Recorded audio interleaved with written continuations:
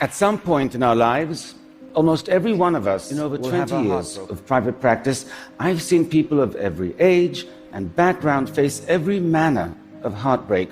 And what I've learned is this: when your heart is broken, the same instincts you ordinarily rely on will time and again lead you down the wrong path. You simply cannot trust what your mind is telling you. For example, we know from studies of heartbroken people that having a clear understanding of why the relationship ended is really important for our ability. It's far more insidious than we realize. There is a reason we keep going down one rabbit hole after another, even when we know it's going to make us feel worse. Brain studies have shown that the withdrawal of romantic love activates the same mechanisms in our brain that get activated when addicts are withdrawing from substances like cocaine. So difficult to heal. Addicts know they're addicted. They know when they're shooting up. But heartbroken people do not. But you do now. And if your heart is broken, you cannot ignore that. You have to recognize that, as compelling as the urge is, with every trip down memory lane, every text you send, every second you spend stalking your ex on social media, you are just feeding your addiction, deepening your emotional pain, and complicating your recovery. Getting over heartbreak is not a journey. It's a fight. And your reason is your strongest weapon.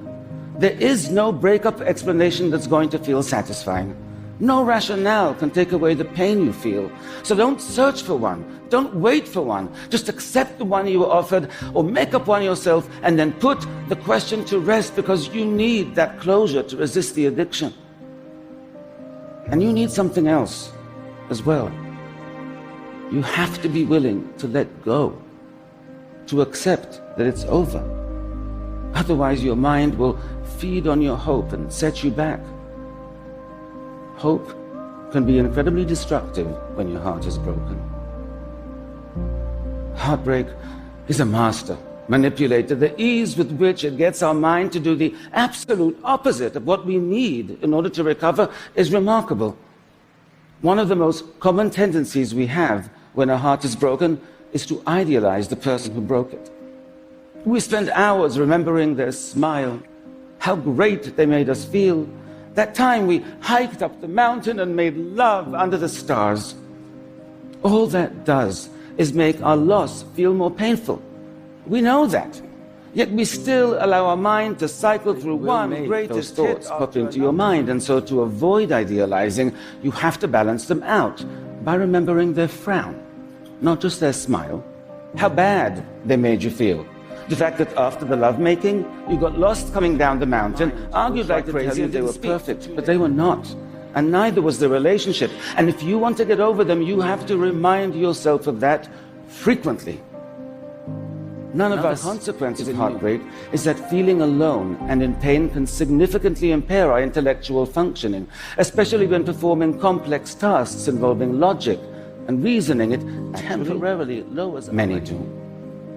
Heartbreak shares all the hallmarks of traditional loss and grief: insomnia, intrusive thoughts, immune system dysfunction.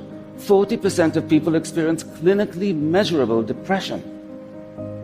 Heartbreak is a complex psychological injury. It impacts us in a multitude. You have to identify these voids in your life and fill them. And I mean all of them. The voids in your identity. You have to reestablish who you are and what your life is about. The voids in your social life, the missing activities, even the empty spaces on the wall where pictures used to hang. But none of that will do any good unless you prevent the mistakes that can set you back, the unnecessary searches for explanations, idealizing your ex instead of focusing on how they were wrong for you, indulging thoughts and behaviors that still give them a starring role in this next chapter of your life when they shouldn't be an extra. Getting over heartbreak is hard, but if you refuse to be misled by your mind and you take steps to heal, you can significantly minimize your suffering. And it won't just be you who benefit from that. You'll be more present with your friends, more engaged with your family, not to mention the billions of dollars of compromised productivity in the workplace that could be avoided. So if you know someone who's heartbroken, have compassion, because social support has been found to be important for their recovery. And have patience, because it's going to take them longer to move on than you think it should. And if you're hurting, know this: it's difficult. It is a battle within your own mind, and you have to be diligent to win.